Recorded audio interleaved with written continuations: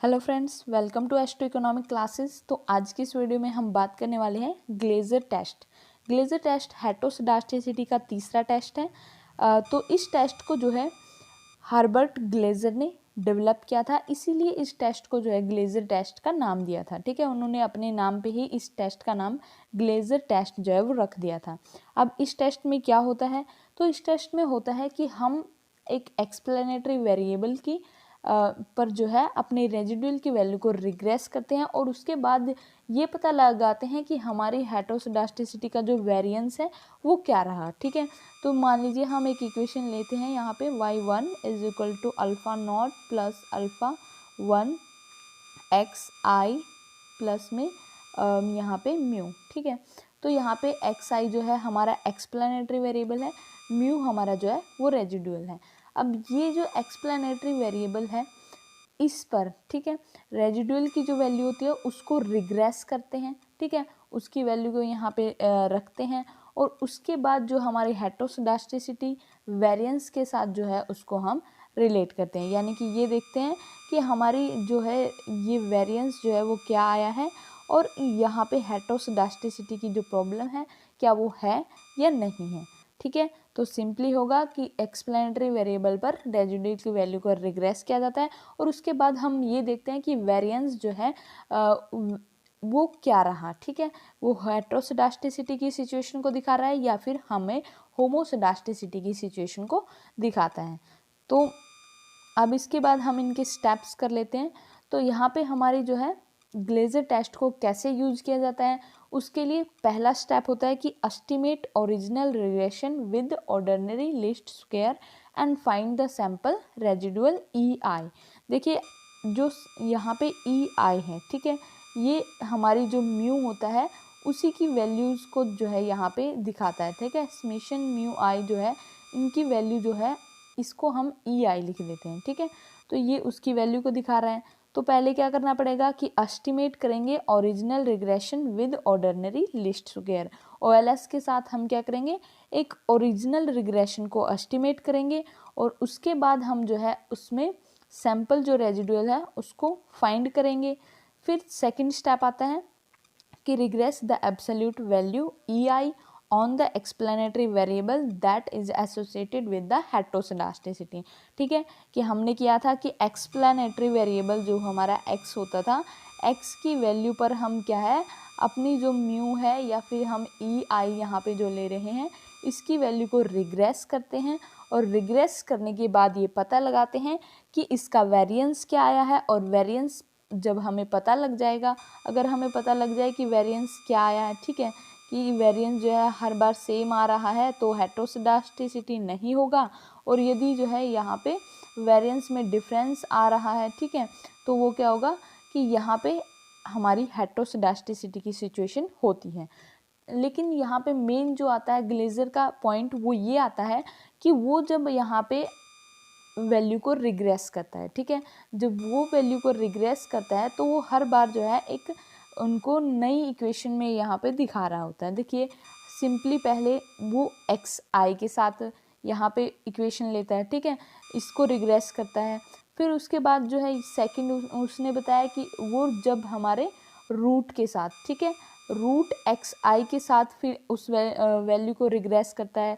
फिर तीसरा जो है वो रेसिप्रोकल फॉर्म में जो है हमारी एक्सप्लेनेटरी वेरिएबल की वैल्यू को रिग्रेस कर रहा है। तो ये अलग अलग जो है तीन जो है वो इक्वेशन यहाँ पे दिखाता है कि हम जो है एक्स की वैल्यू को अलग अलग जो है टाइप से रिग्रेस कर सकते हैं।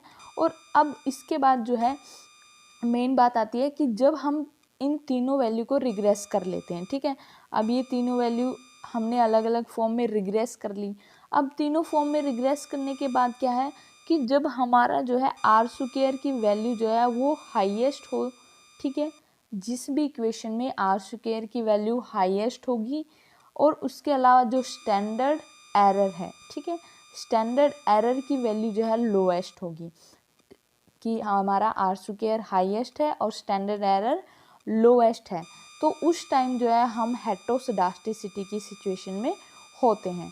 ठीक है, तीनों इक्वेशन को यहाँ पे रिग्रेस करेंगे, जो हमने तीनों इक्वेशन की हैं, उसके बाद जो है उनमें से हाईएस्ट आर स्क्वायर और लोएस्ट स्टैंडर्ड एरर जो है इनको हम देखेंगे कि किस में आर स्क्वायर हाईएस्ट है और स्टैंडर्ड एरर लोएस्ट है।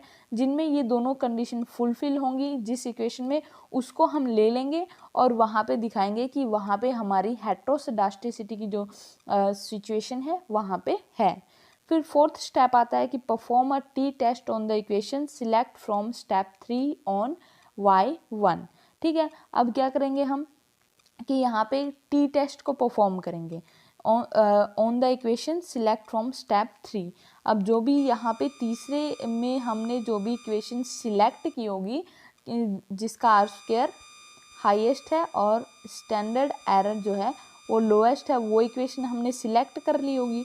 अब वो जो भी इक्वेशन थी उसको हमने अगर सिलेक्ट कर लिया तो उसके बाद क्या करेंगे, उसके बाद हम टी टेस्ट को परफॉर्म करेंगे। अब देखिए टी टेस्ट क्या होता है, टी टेस्ट जो है वो हमें ये बताता है कि यहाँ पे नल हाइपोथेसिस रिजेक्ट होगी या हम नल हाइपोथेसिस को एक्सेप्ट कर लेंगे। ठीक है, टी टेस्ट में मेनली हमें यही पता लगता है। तो यहाँ पे हमने वो इक्वेशन सिलेक्ट की जिसमें जो है ये दोनों कंडीशन जो है फुलफिल होती हैं।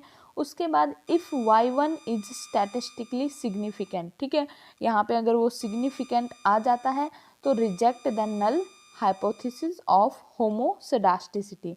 ठीक है, यहाँ पे y1 जो है, यहाँ पे हम अल्फ़ा 1 जो है ये लिख सकते हैं। ठीक है, अल्फ़ा 1 की वैल्यू अगर स्टैटिस्टिकली सिग्निफिकेंट आ जाती है तो हम नल हाइपोथेसिस को रिजेक्ट कर देते हैं।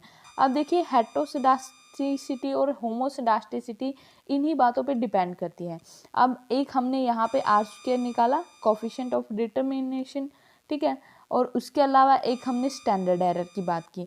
तो स्टैंडर्ड एरर के लिए हम यहाँ पे जो पैरामीटर यूज़ कर रहे हैं वो हमारे यहाँ अल्फ़ा नॉट और अल्फ़ा 1। ठीक है, अल्फ़ा नॉट और अल्फ़ा 1 अगर ये दोनों, इन दोनों की वैल्यू जो है वो 0 आती है तो वो सिचुएशन होगी कि वहाँ पे जो है होमोसेडास्टिसिटी की सिचुएशन पाई जाती है। ठीक है, कि दोनों अगर 0 हैं तो वहाँ पे होमोसेडास्टिसिटी होगी।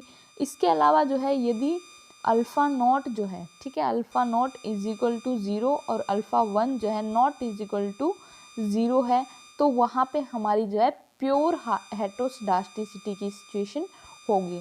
ठीक है, प्योर हेटेरोसेडास्टिसिटी वहाँ पे हमारी जो है होती है जहाँ पे अल्फ़ा नॉट जो है 0 और अल्फ़ा 1 जो है नॉट इज इक्वल टू 0 होगा, तो प्योर हेटेरोसेडास्टिसिटी।